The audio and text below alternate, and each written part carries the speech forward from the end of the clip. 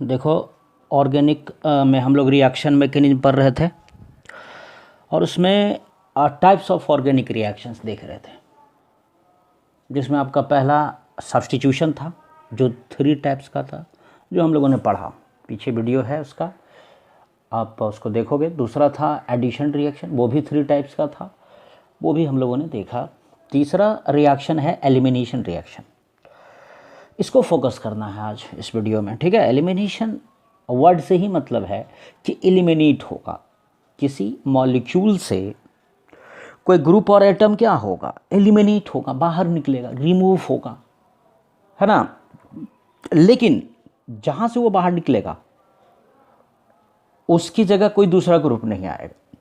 Condition ये है, सिर्फ एलिमिनेट करेगा, बाहर निकल जाएगा। किसी मॉलिक्यूल से ग्रुप और एटम अगर बाहर निकल जाए तो this is called elimination reaction. चलो अब इसको एग्जाम्पल के थ्रू समझते हैं। व्हाट इज एलिमिनेशन रिएक्शन, समझ गए हो। अगर किसी मॉलिक्यूल से ग्रुप और एटम बाहर जाए और उसके बदले में कोई उसको रिप्लेस ना करे, उसके बदले में कोई ना आए, तो ऐसे रिएक्शंस को हम एलिमिनेशन रिएक्शन कहते हैं। एग्जाम्पल के थ्रू समझो कि कैसे पॉसिबल है, ठीक है।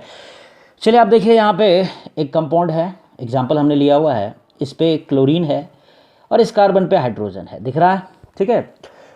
अब सवाल है कि बाहर तो इस मॉलिक्यूल से ग्रुप एटम बाहर जाएगा, कौन बाहर जाएगा, यहाँ से H जा रहा है और यहाँ से Cl जा रहा है, यानी इस कार्बन पर से हाइड्रोजन बाहर निकल जाएगा, इस कार्बन का जो क्लोरीन है वो बाहर निकल जाएगा। तो तुम सीधे सोचोगे कि सर इस कार्बन के पास तो वैलेंसी बच गए 2 और 3, एक जो था वो तो बाहर चला गया, एक वैलेंसी इसका खाली हो गया और इसका भी एक वैलेंसी खाली हो गया, तो उसका क्या।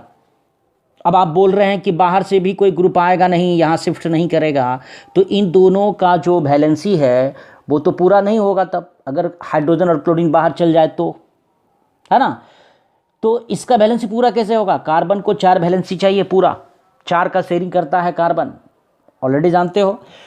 तो डेफिनेटली बाहर तो हाइड्रोजन क्लोरीन जाएगा एडजेसेंट कार्बन से, लेकिन आएगा कोई नहीं, तो इसका वैलेंसी पूरा कैसे होगा। यहाँ देख लो, कुछ नहीं करना, ये दोनों कार्बन जो एक एक जगह खाली हुआ है, ये दोनों मिलके एक दूसरे से डबल बॉन्ड बना लेगा।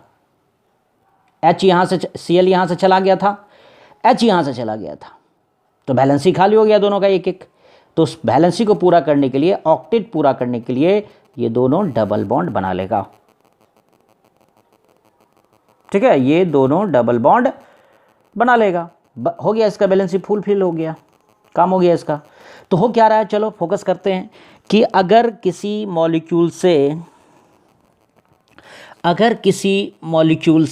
एडजेसेंट कार्बन से, किसी मॉलिक्यूल के एडजेसेंट कार्बन से ग्रुप अगर बाहर निकलता है, ठीक है, और ग्रुप के बाहर निकलने से जो वैलेंसी खाली हुआ दोनों कार्बन पे, ध्यान से सुनना, दोनों कार्बन पे वैलेंसी जो खाली हुआ वो मल्टीपल बॉन्ड बनने से, डबल या ट्रिपल बॉन्ड बनने से पूरा हो जाता है। तो ये रिएक्शन एलिमिनेशन रिएक्शन कहलाता है, ठीक है। ये रिएक्शन क्या कहलाता है, एलिमिनेशन रिएक्शन कहलाता है। सिंपल है, कोई दिक्कत नहीं है। तो याद रखो, ग्रुप और एटम एडजेसेंट कार्बन से बाहर जाएंगे और कार्बन पे जो जगह खाली होगा वो डबल या ट्रिपल बॉन्ड से भरा जाएगा, सिंपल बात है। तो this is called elimination reaction. कौन बाहर निकला, हाइड्रोजन और क्लोरीन, ठीक है। तुम बोलोगे सर यहाँ पे जो हाइड्रोजन है वो भी तो क्लोरीन के साथ बाहर निकल सकता है, तो कोई फर्क नहीं पड़ेगा, डबल बॉन्ड जैसे यहाँ बना है यहाँ पे बन जाएगा। तो कंपाउंड में ये फर्क पड़ेगा जब कंपाउंड अलग तरह का, वो जो आगे देखेंगे हम लोग। पहले अभी इतना ही समझिए, हाइड्रोजन क्लोरीन बाहर गया, डबल बॉन्ड बना, this is called elimination reaction.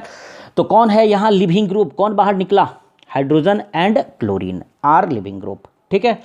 अब हुआ क्या इसमें, एक और बात देखो, ये कंपाउंड कौन सा कंपाउंड था, इसको पहचानो, क्योंकि इसने एलिमिनेशन रिएक्शन शो किया। तो ये कौन सा कंपाउंड था, सैचुरेटेड, सिर्फ इसके पास सिंगल बॉन्ड था। सैचुरेटेड का अगर एलिमिनेशन रिएक्शन होगा तो वो अनसैचुरेटेड यानी डबल बॉन्डेड या ट्रिपल बॉन्डेड में कन्वर्ट करेगा, सिंपल है। तो ये एलिमिनेशन रिएक्शन से क्या होता है, डबल सैचुरेटेड से अनसैचुरेटेड बनता है। यहाँ देखो, इस बात को हमने यहाँ लिखा कि एलिमिनेशन रिएक्शन में क्या होता है, सैचुरेटेड से अनसैचुरेटेड बनता है, ठीक है।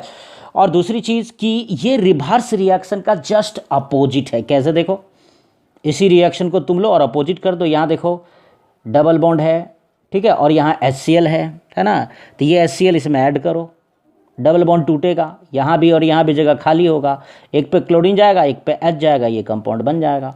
तो ये जस्ट रिवर्स ऑफ क्या चीज़, एडिशन रिएक्शन, ये भी दिमाग में तुम्हें रखना है, ठीक है।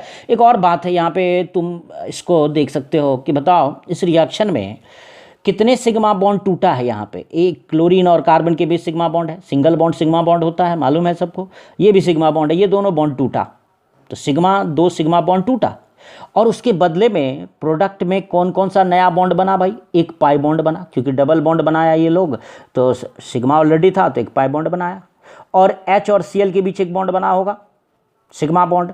तो 2 सिग्मा बॉन्ड टूटता है और एक सिग्मा और एक पाई बॉन्ड बनता है एलिमिनेशन रिएक्शन में। तो क्या सीखते हो यहाँ से, हीट, तुम जानते हो कि जब बॉन्ड टूटेगा तो एनर्जी हमें देना पड़ेगा, और जब बॉन्ड बनेगा तो एनर्जी रिलीज होगा।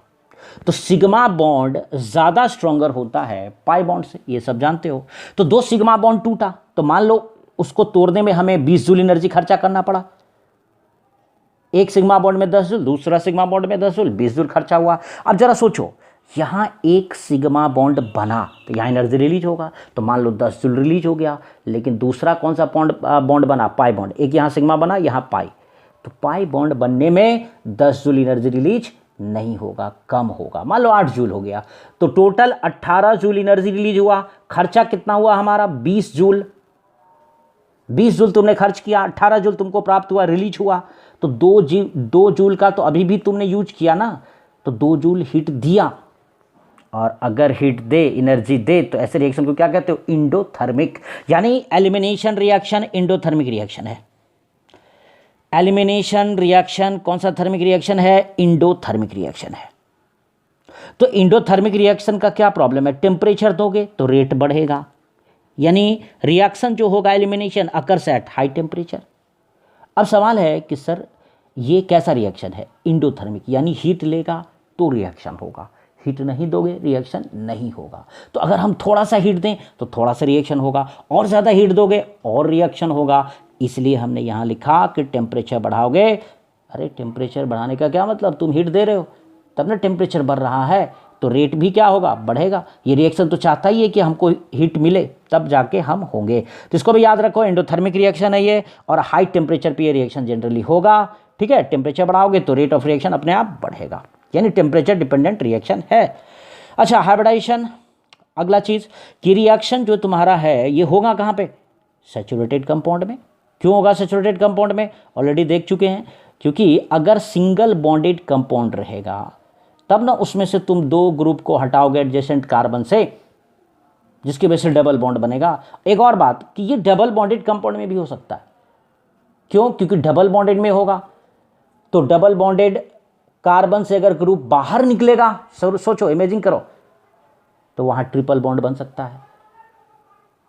लेकिन अगर ट्रिपल बॉन्ड हो ऑलरेडी, तो क्या ट्रिपल बॉन्ड में से ग्रुप दोनों कार्बन पे से निकलेगा बाहर, नहीं निकलेगा। तो आई थिंक कि हम कह सकते हैं जनरली कि ये सैचुरेटेड कंपाउंड में होगा, और किस में होगा, डबल बॉन्डेड कंपाउंड में होगा। इसका मतलब ये रिएक्शन एल्कीन में भी हो सकता है, ये reaction alkyl halide, alkyl alcohol, alkyl amines वगैरह में भी होगा, क्योंकि वो सिंगल बॉन्डेड कंपाउंड है। तो यानी क्या होता है और कहाँ होता है, टेम्परेचर डिपेंडेंट है कि नहीं। अच्छा, हाइब्रिडाइजेशन इज चेंज, एक बात लिखा हुआ यहाँ पे, हाइब्रिडाइजेशन चेंज कर जाएगा।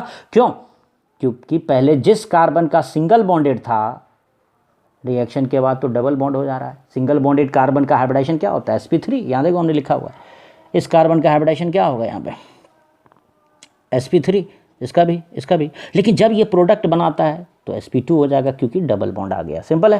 तो हाइब्रिडाइजेशन चेंज करता है क्योंकि बॉन्ड चेंज कर जाते हैं।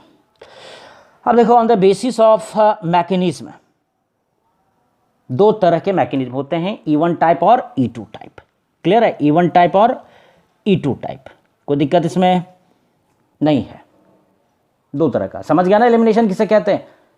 अरे ग्रुप और एटम एडजेसेंट कार्बन से बाहर निकलेगा और उसके बदले जो जगह खाली हुआ है वो डबल या ट्रिपल बॉन्ड बनाएगा दोनों कार्बन एक दूसरे से, और अपना ऑक्टेट पूरा कर लेगा, और ऐसे रिएक्शन को हम लोग एलिमिनेशन रिएक्शन कहते हैं। सिंपल सी बात है। और ये एडिशन का क्या है, रिवर्स है।